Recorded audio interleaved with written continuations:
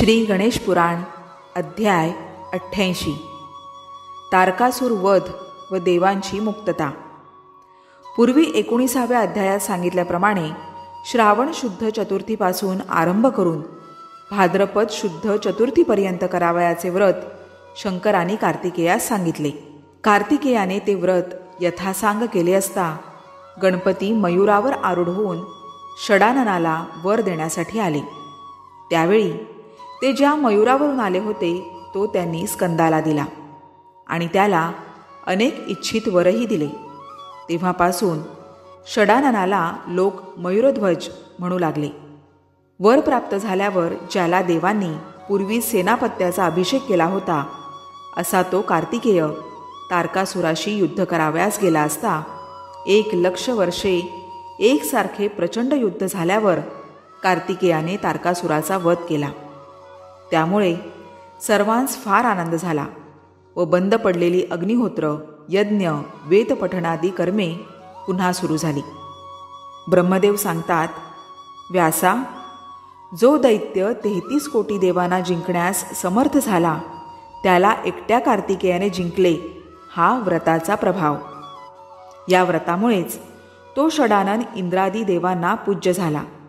ज्या ठिकाणी घृसुणेश्वराचे स्थान आहे तसेच कार्तिकेयाला प्रसन्न झालेल्या लक्षविनायकाचे स्थान आहे त्या नगराला लक्षनगर असे नाव असून तेथे चैलवशीय राजे राज्य करीत असत।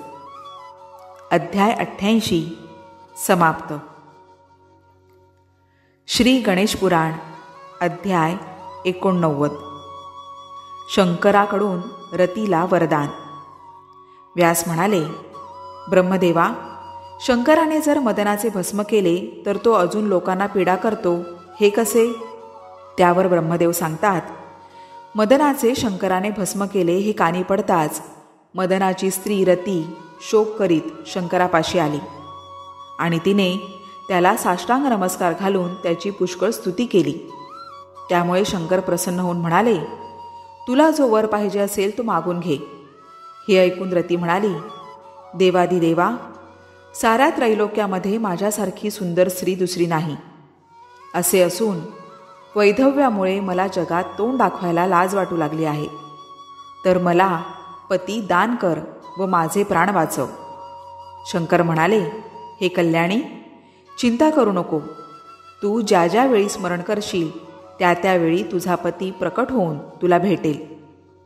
तू मनात आणशील तेव्हा तो उत्पन्न होत जाईल, म्हणून त्याला मनोभू असे नाव प्राप्त होईल। आणखी काही कालाने विष्णूपासून लक्ष्मीच्या उदरी प्रद्युम्न या नावाने तुझा पती जन्म पावेल आणि त्याची व तुझी पुन्हा भेट होईल। नंतर रती शंकराला नमस्कार करून तिथून निघून गेली।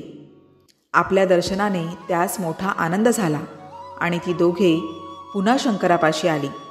त्यावेळी मदन म्हणाला, देवा, आपल्याला पुत्र व्हावा आणि त्याने त्रैलोक्याला पीडा करणाऱ्या तारकाचा वध करावा अशी देवांची इच्छा असल्यामुळे मी आपल्या समाधीचा भंग करण्याचे काम केवळ परोपकारार्थ अंगावर घेतले।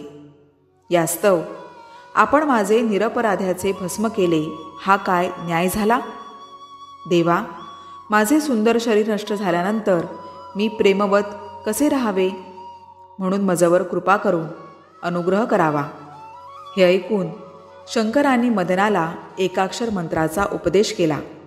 त्या मंत्राचे 100 वर्षे अनुष्ठान करताच गजानन प्रकट झाला। मदनाने झालेला वृत्तांत सांगून सुंदर शरीर दे असा त्यापाशी वर मागितला। अध्याय 89 समाप्त।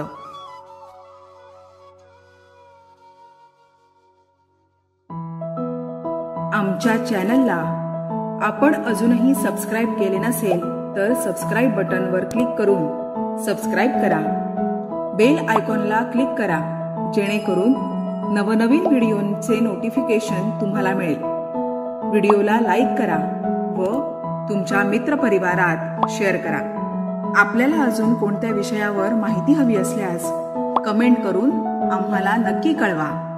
धन्यवाद।